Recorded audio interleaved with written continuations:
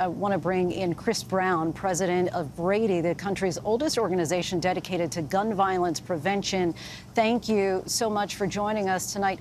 First, I'd like to pose the same question to you, just getting your reaction to seeing this latest act of gun violence in our country.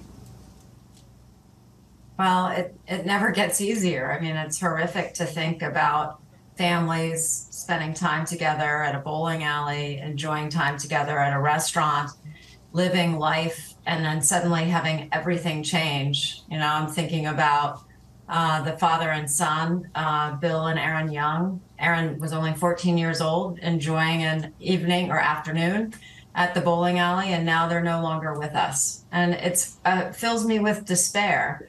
Our families, America's children, don't have to live this way and certainly don't have to die this way. Your organization advocates for the banning of assault weapons, and it does appear that this shooter was using one last night. I want to play for you a moment from a press conference from earlier today with Democratic Congressman Jared Golden of Maine, seeming to change his position. Let's take a listen. I have opposed efforts to ban deadly weapons of war like the assault rifle used to carry out this crime. The time has now come for me to take responsibility for this failure, which is why I now call on the United States Congress to ban assault rifles like the one used by the sick perpetrator of this mass killing. He is a Marine Corps veteran and one of the most conservative Democrats in the House. How significant is that change? I hope it's very significant. I was watching that press conference in real time.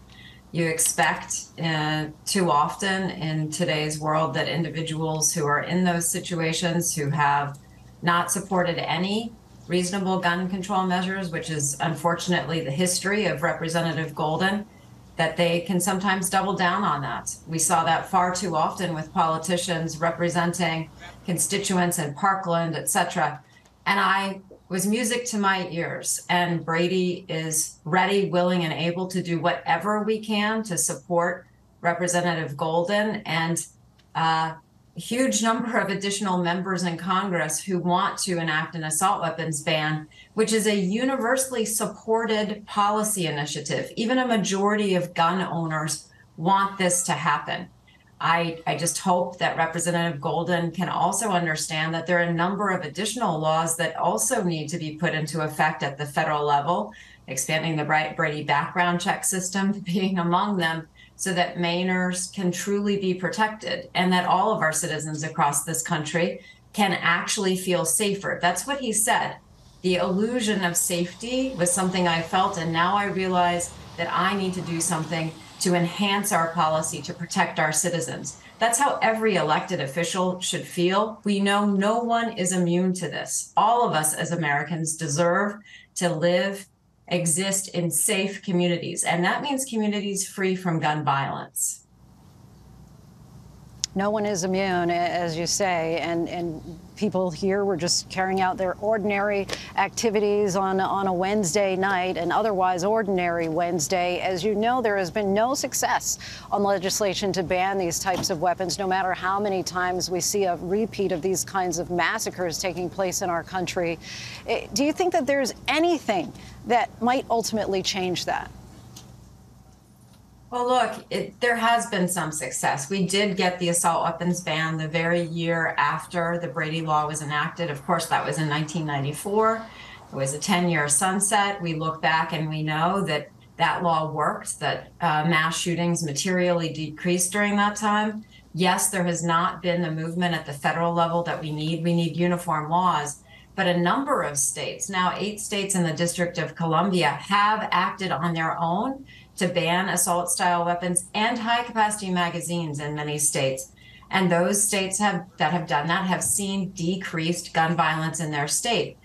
We need a uniform standard, though, especially when it comes to assault weapons. And I think, frankly, Representative Golden, who has not been historically a champion, raising his voice, committing to really take to the House floor and talk about why this is necessary as someone who himself is a veteran. We need more gun owners to lift up their voices and demand that this happen.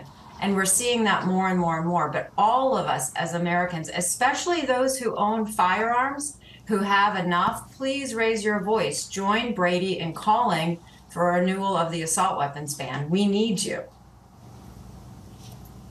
We've seen a lot of discussion today about the shooter's mental health history, but I want to share a post from you on X, formerly Twitter, today saying this.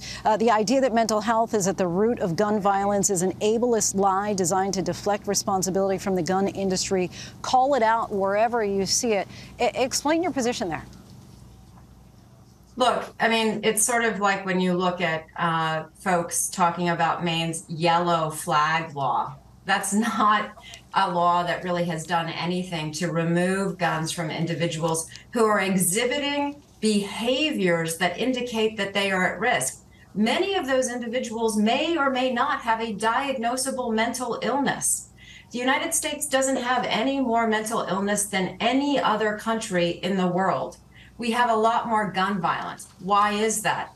Because we have 450 million firearms, and we're not doing enough to ensure that the systems we have to protect ourselves and to take guns away from individuals exhibiting behaviors that they are at risk actually work. That's where we need to focus our attention. The fact of the matter is, if you have a diagnosed mental illness in this country, the risk to you that you will be the victim of gun violence is significantly higher than you will perpetrate gun violence. That's what that tweet was about. That's what that X tweet was about.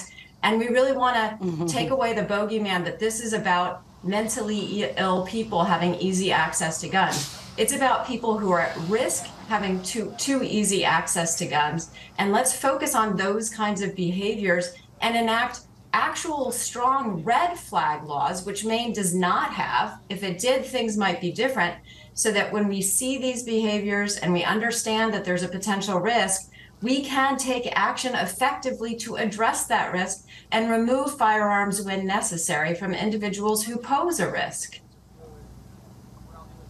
And we should note this is still an active manhunt. We have shown images of the suspected shooter as law enforcement agencies are working around the clock trying to track him down.